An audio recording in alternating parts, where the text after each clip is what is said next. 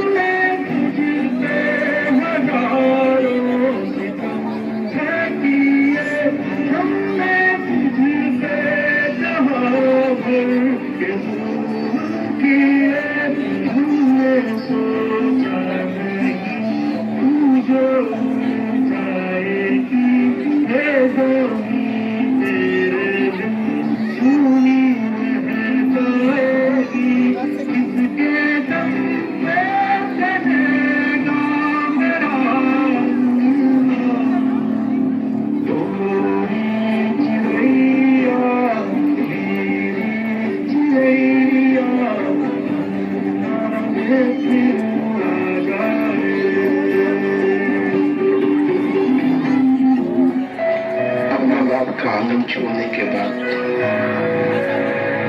नन्ही सी बिटिया अपने ससुराल में धीरे धीरे नए रिश्ते बनाना शुरू कर देती है।